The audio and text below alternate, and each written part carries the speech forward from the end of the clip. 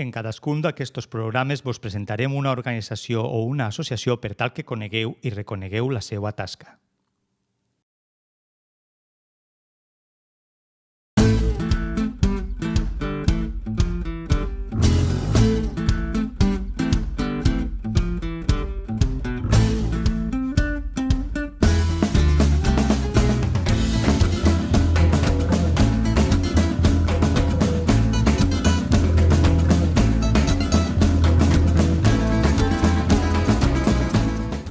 Farmacèutics Mundi és una ONG de cooperació al desenvolupament, acció humanitària i d'emergència amb experiència en la promoció de la salut integral i l'ajuda farmacèutica a països menys afavorits.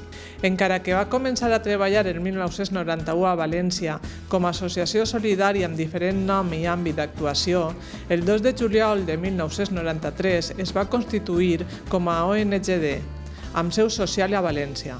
En l'actualitat, són la primera organització no lucrativa del nostre país especialitzada en subministrament i ajuda farmacèutica a organitzacions humanitàries i països en desenvolupament. En Farmamundi es desenvolupen projectes de cooperació i acció humanitària en països en vies de desenvolupament en qualsevol part del món i realitzen campanyes de sensibilització i educació a Espanya per conscienciar la població sobre la necessitat de garantir l'accés als medicaments als que més ho necessiten i, en general, assegurar la salut universal. A dia d'avui, tenen 14 seus nacionals i 7 internacionals i operen en molts altres països de la mà d'ONGs locals, amb les que treballen colze a colze des de fa anys. Les seus, millor que ningú, coneixen les necessitats del terreny i aporten les seues capacitats per coexecutar els projectes de cooperació i ajuda humanitària i aconseguir arribar als beneficiaris últims.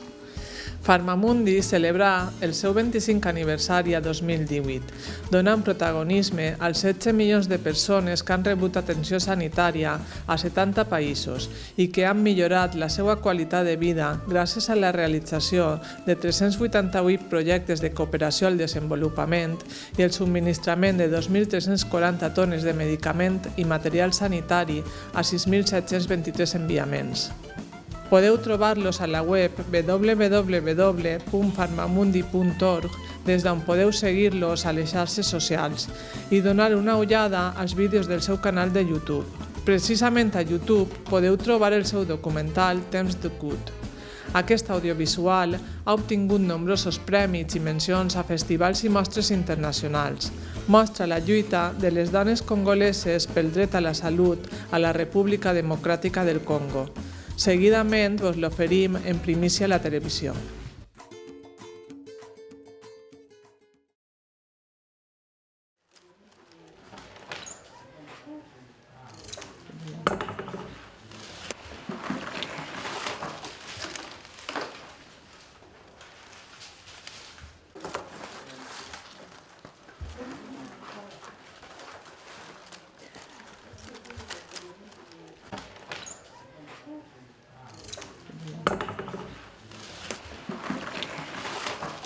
Mimi naishi Muhangi.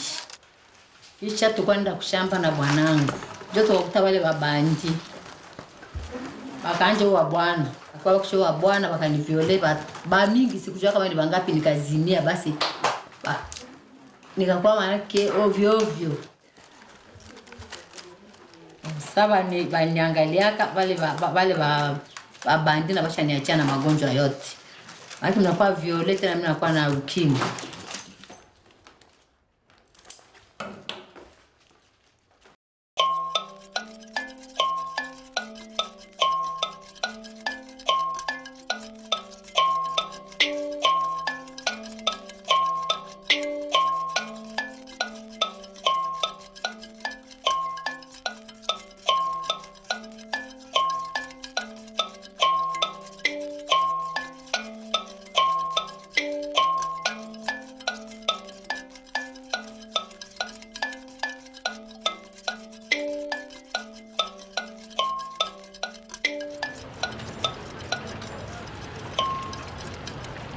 On était à 15 femmes. On s'est mis à réfléchir, puisqu'à ce moment-là, il y avait beaucoup d'atrocités dans la ville. Il y avait des déplacés de guerre qui sont arrivés. Il y avait des victimes de violences sexuelles parmi ces déplacés. Et même, ça s'est déplacé. Il y avait des victimes qui venaient de tout autour de la ville, et des contrées intérieures, puisqu'il y avait beaucoup d'atrocités. Il y avait de groupes armés qui étaient là. Il y avait la guerre, quoi. Et tous ces mondes-là étaient abandonnés à leur triste sort. C'est ainsi que nous, comme femmes, nous nous sommes dit, il faut qu'on réfléchisse, qu'est-ce qu'on peut encore faire pour aider ces personnes vulnérables qui sont vraiment abandonnées. En réfléchissant, comme on était la plupart des infirmières, nous nous sommes dit, les soins, c'était vraiment le premier besoin. Nous nous sommes dit, il faut qu'on puisse trouver un moyen pour les soigner. Et pour trouver ces moyens, il fallait ouvrir un petit centre hospitalier. On a eu l'idée de payer la parcelle où nous avons construit FEPSI. FEPSI, c'est Femmes engagées pour la promotion de la santé intégrale. Nous avons voulu que la prise à charge soit holistique, c'est-à-dire globale, qu'on puisse quand même les soigner médicalement, psychologiquement, et qu'on puisse aussi les réinsérer dans la société. Beaucoup de cas sont venus surtout des régions intérieures pendant la guerre. À Ville, il n'y en avait pas tellement. Mais curieusement, on constate qu'il y a aussi beaucoup de cas de violences sexuelles maintenant dans la ville. Est-ce que c'est puisqu'on en parle, puisqu'avant c'était quand même un tabou, on n'en parlait pas peut-être? Est-ce que c'est puisque les gens ont maintenant eu les formations, ils savent que quand quelqu'un te fait ça, c'est une erreur, il faut avouer.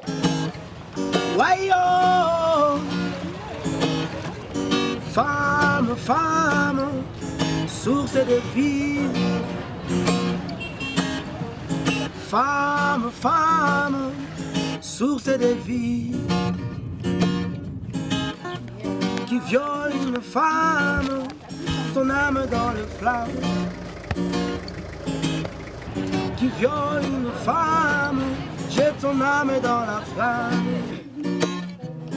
Femme, femme, source de vie.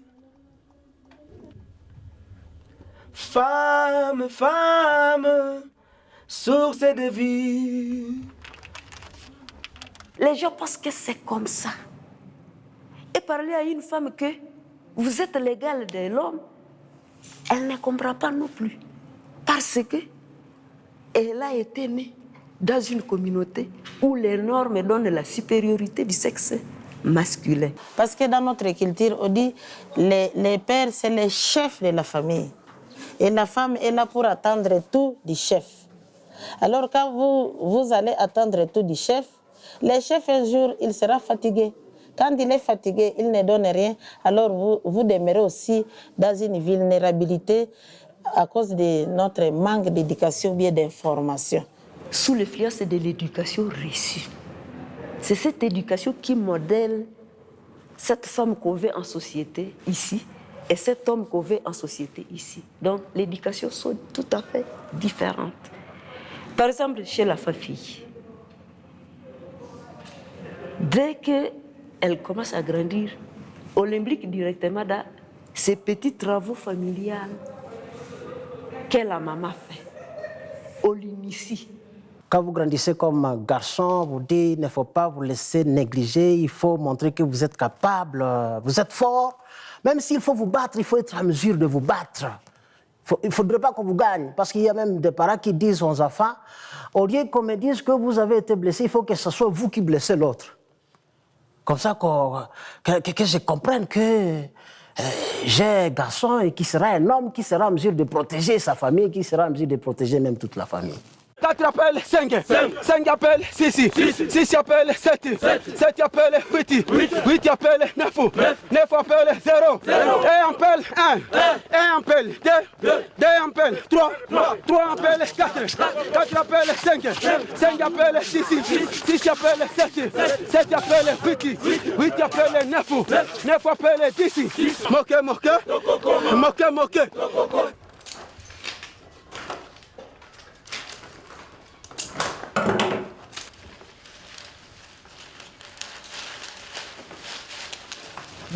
Bwana wangu alikuwa shofer na naendaka Nairobi, Mombasa. Basi na nikutana hapa, nafanya mwaka moja niko kule, anafika hapa kumbe na ananiletea lukubwa lwa maradi.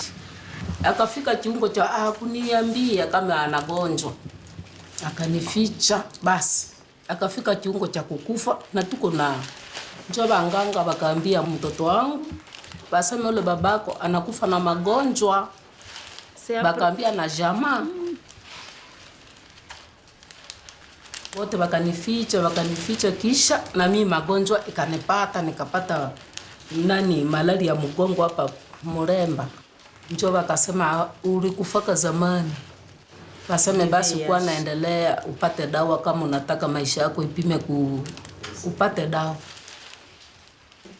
Vakastumira ngatukande seva navo tote mufike kwa haraka na yono twavirire vyotukatuka mwase luvaluva mufike kwa haraka na yono twavirire na erio tukalaviroko vende na abanganga venetulindire.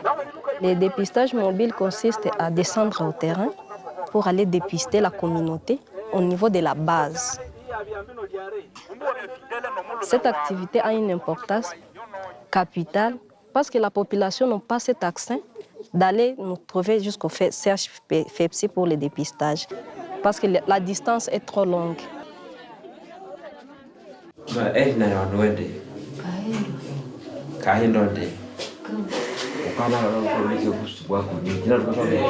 Kwa mfano bahati mbaya tunasubayo sehemu na kwa dawa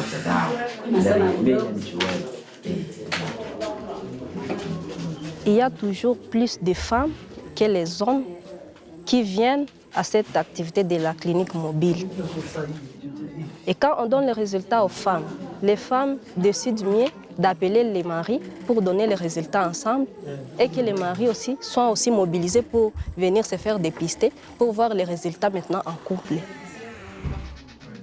Et quand on va donner ça les résultats en couple, là ça va mieux.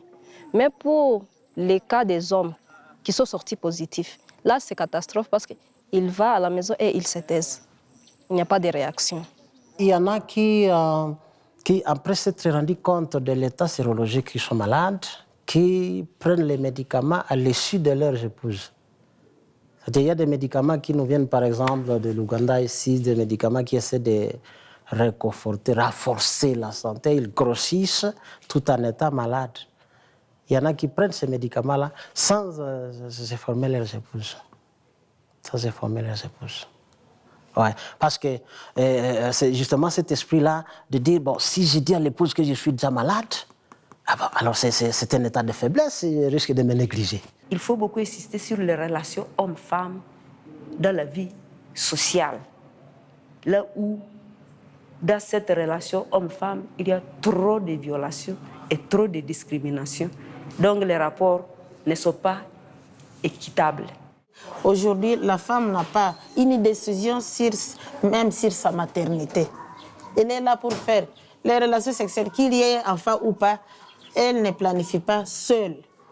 Donc l'homme est là pour dire qu'il faut mettre au monde et remplir la terre. Et remplir quelle terre? C'est 25 mètres sur 25 sur 20, c'est très petit pour avoir 8 à 10 enfants. Qu'il faut qu'on planifie. Parce que quand il y a beaucoup d'enfants, d'autres deviennent mal nourris et d'autres n'étudient pas parce qu'on n'a pas de moyens et on n'a pas de travail. Et cette même femme-là qui a accouché en janvier, quand elle accouche à décembre, et c'est elle-même qui doit encore voyager sur des grands camions pour aller chercher à manger pour la famille.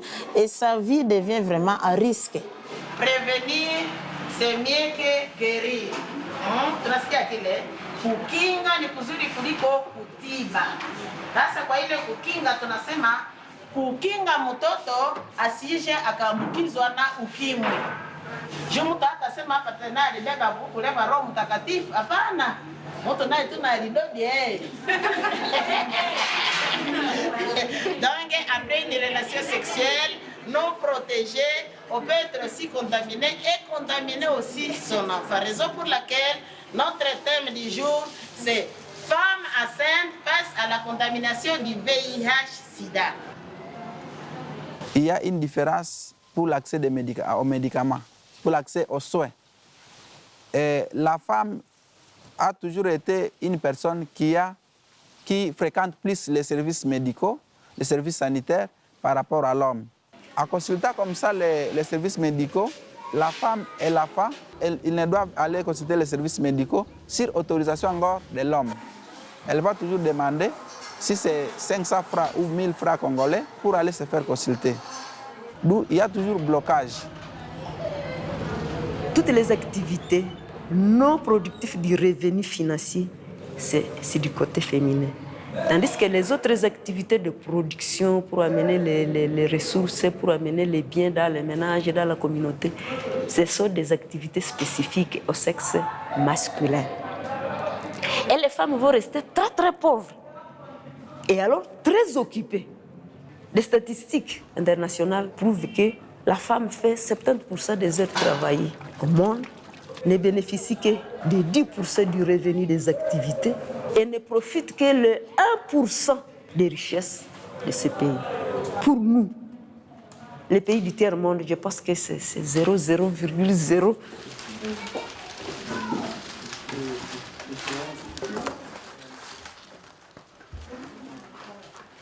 Kutoka masomo wakinirudishaka nikisema nifike kuvile naenda lomba franga masomo. Nikikutanishaka papa mmoja mnjia. Akinigusaka kumkono. Kunigusa kumkono akibibaka akili yangu. Kenja anambia maneno, mimi nafuata maneno yake, mimi nafuata maneno yake. Akinibedongi tukifika kani mpaka kwake na sijui. Kufika naye kwake mimi ndazile tulivemenipikiza munyumba. Nyumba yenyewe kwenye watu wanagusaka madawa.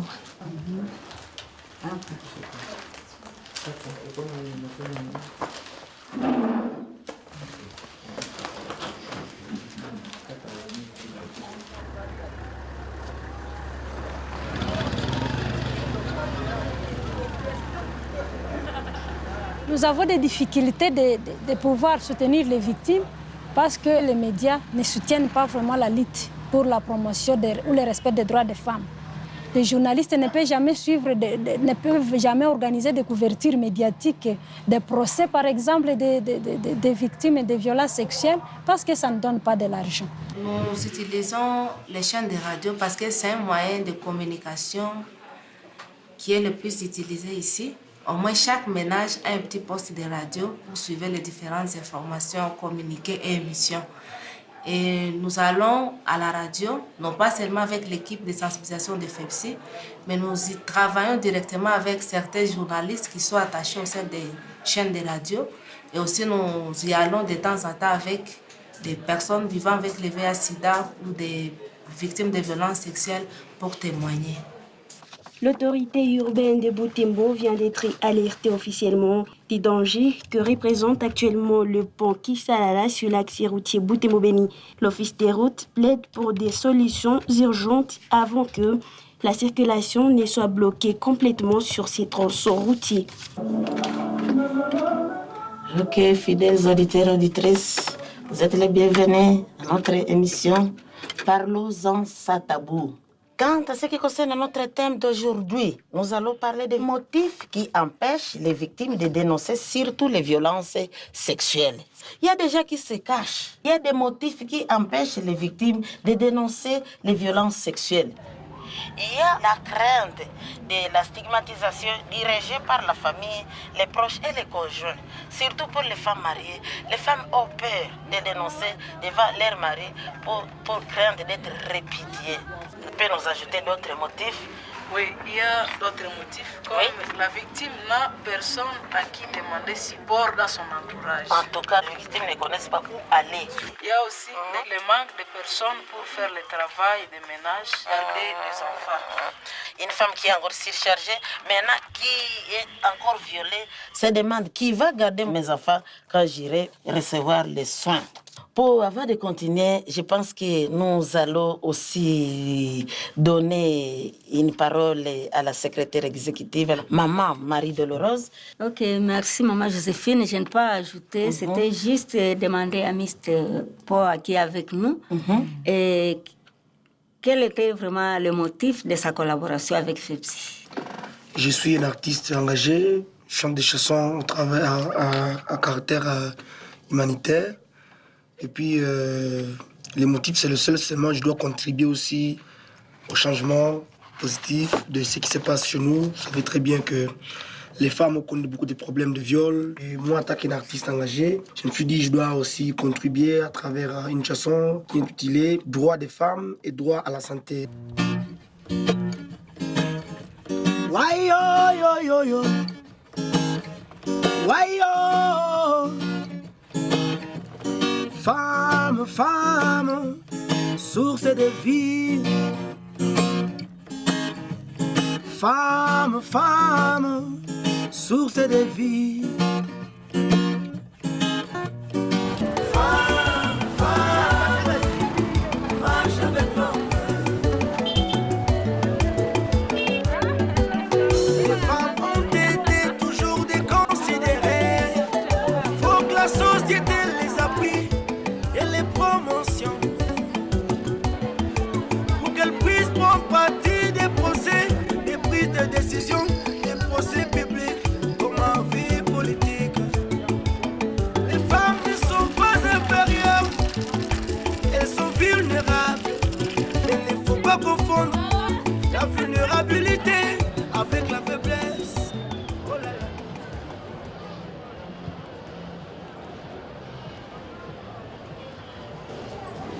Il y a la victime que nous recevons là à la réception comme tout autre malade. Après avoir fait une fiche pour elle, elle entre à la consultation infirmière. C'est à la consultation médicale, le médecin va prélever les échantillons qu'il va amener au laboratoire. Au moment où on va attendre les résultats, on va l'orienter à la salle d'écoute. Ici, on fait l'écoute. Après l'écoute, on verra comment elle a été traitée, comment elle a été victimisée, comment elle a été maltraitée par les bourreaux qu'elle a trouvés à court de route ou soit au chat. Il faut qu'il puisse être soigné rapidement, surtout avec la notion de traitement avant 72 heures. Là, on disponibilise le kit PEP, kit post-exposition. Donc, ce kit-là, ça peut permettre de ne pas attraper une grossesse, de ne pas attraper le VIH-Sida, d'agir vite sur le trauma psychologique et ça permet donc de remettre la victime dans son état normal avant l'état. Mamangu mkubwa alikiaka nibeba huku, nasema nikwenda muzisha botiki yake kule kupita Mangondi. Sasa tulifika Kapile pale, apre mwezi moya basimba morga banafika bakatobebaka bamama bakatre na sie basika tulikuwa kabakate bakatobeba tukaendanga kubale babeba pale bebale babanaka pale senye tulifikaka bakachinjaka mumoya.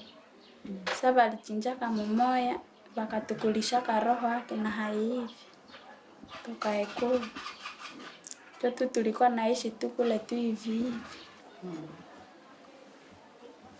Notre vie dans la forêt là-bas, il y a l'aide de ces milices qui m'avaient pris comme épouse et m'avaient engrossée. Et j'avais accouché là même à forêt. Après, il s'était parti en mission. Il était revenu là avec une autre femme. Alors, on nous mettait ensemble sur le même lit. On m'a maltraité. C'est pas après que j'avais une état de m'éclipser comme ça. Et on avait dit qu'on va récupérer mon enfant. Et c'est comme ça que je m'avais éclipsé pour arriver ici.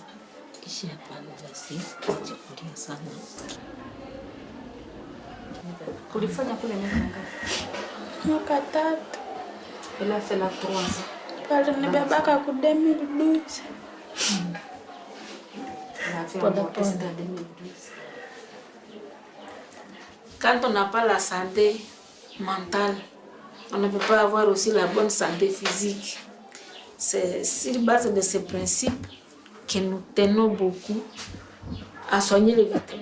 C'est les mêmes d'autres victimes du VIH-Sida et les déplacés de guerre. Parce que, en plus d'avoir perdu tous leurs biens, d'avoir perdu leur dignité humaine, ils ont besoin d'être écoutés, d'être compris.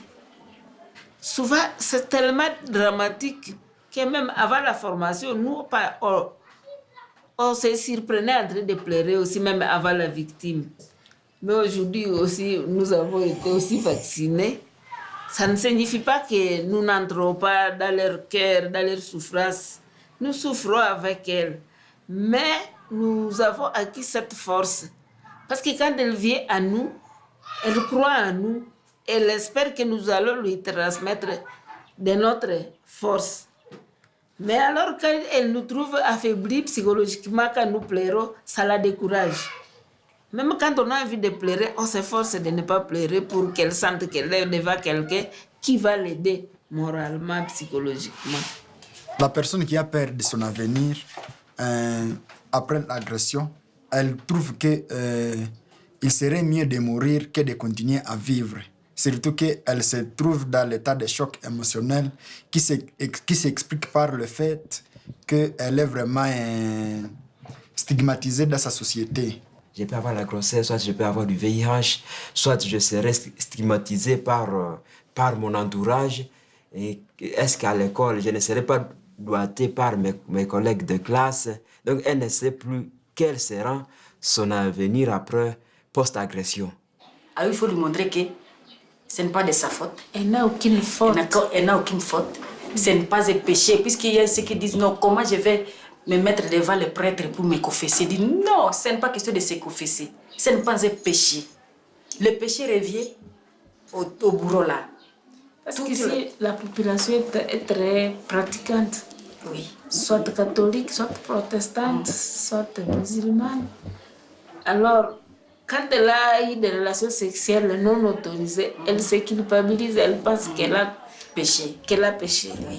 Elle dit, peut-être si je n'étais pas partie seule à la source, elle ne pouvait pas m'agresser. Ou bien, mais il y en a qu'on retrouve dans leur maison. Oui. Elle n'a rien fait, même au chat. Oui.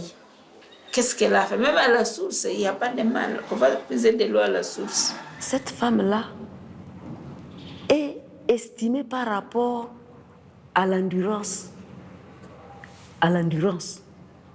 Donc, une femme qui ne sait pas supporter les souffrances de son ménage est sous-estimée. Parce que c'est ça le rôle de la femme. Et la femme qui fait beaucoup de bruit pour dire « Non, je souffre ici », elle est mal considérée dans la société. Et surtout pour les violences domestiques, au niveau, à l'intérieur de la maison, à l'intérieur de la chambre à coucher. Ces discriminations sont terribles. On peut battre la femme la nuit, mais elle ne dira pas qu'elle a été battue. Elle peut avoir des plaies, tout ça, elle dira « Quand j'ai voulu prendre le bois de chauffe pour cuire la nourriture, je me suis cognée contre un morceau de bois, c'est pour cela que... » Donc on cache beaucoup d'histoires. On s'est rendu compte qu'il y a une sorte de culture de l'immoralité que les gens ont. Il y a des cas où on constate qu'une jeune fille de 3 ans est violée par un homme adulte. Même si c'est un besoin sexuel, est-ce que c'est réellement un besoin sexuel? Et il y a donc une culture d'immoralité qui est déjà dans les têtes des gens. Les gens sont devenus des immoraux.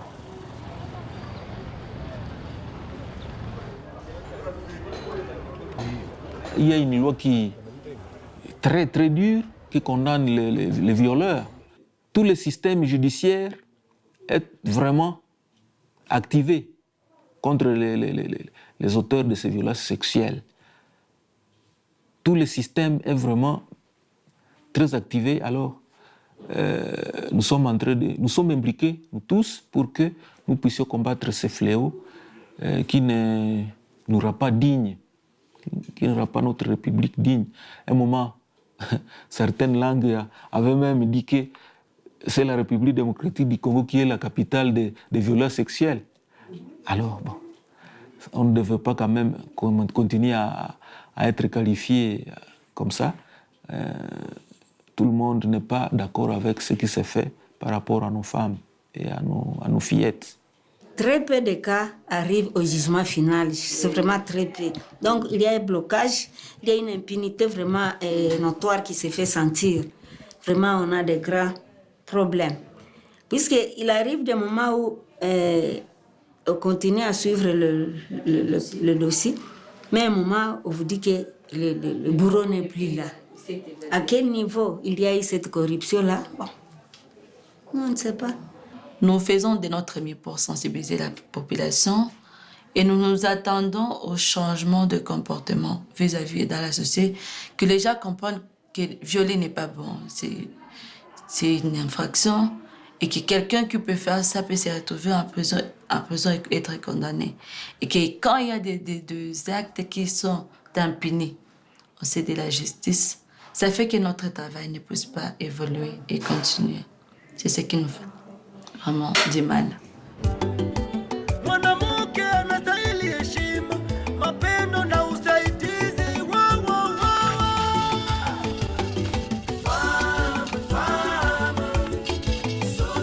Il faut que les hommes comprennent que les femmes sont réellement marginalisées. Ils doivent faire un effort.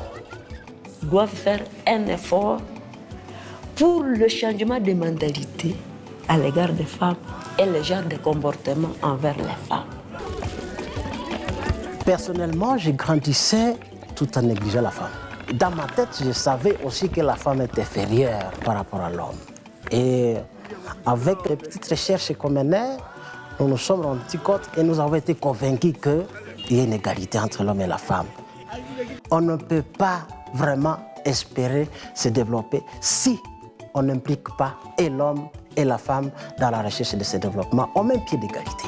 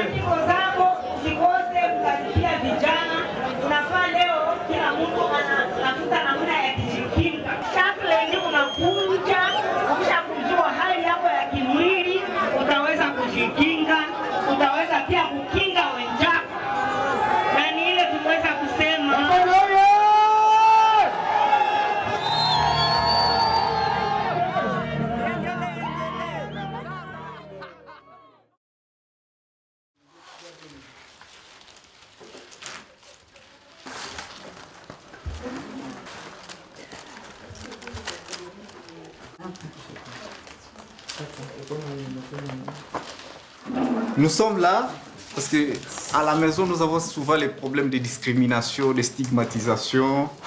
Alors quand on est ensemble, ça nous permet un peu d'échanger entre nous nos expériences, comment on a été violé par exemple, ou bien comment on a attrapé le VIH, ça permet un peu de se défouler.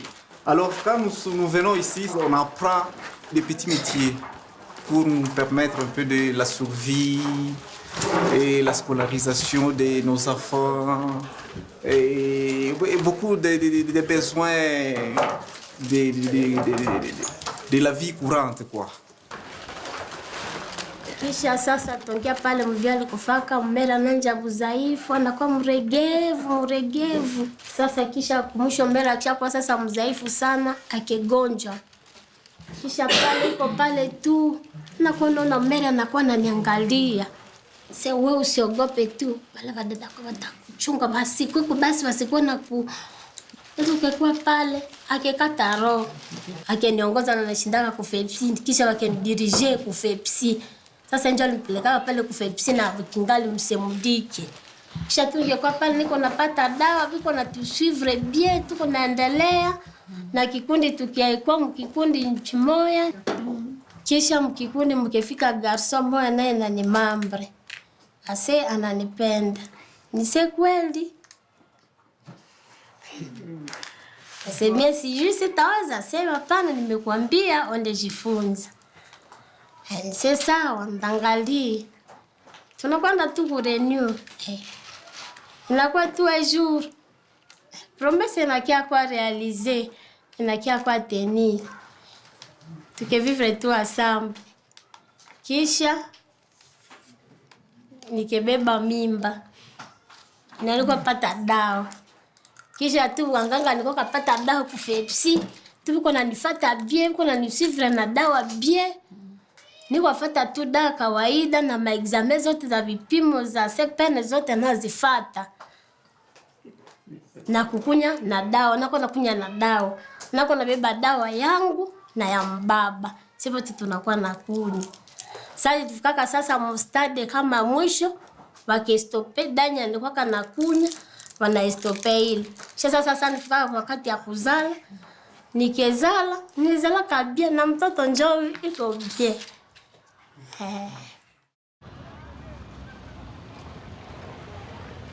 Il y a 15 ans, nous avons rêvé de construire un hôpital et nous l'avons. Depuis là, le centre a aidé de nombreuses personnes avec des problèmes de santé. Mais ça ne suffit pas. Nous ne sommes qu'une goutte d'eau dans l'océan. Les conflits armés continuent, la pauvreté augmente, les femmes et les enfants continuent à souffrir des agressions. Tant que toutes ces injustices continuent à affliger notre peuple, nous ne pouvons pas arrêter de lutter et de rêver. Parce que les choses n'arrivent pas si on ne les a pas rêvées avant.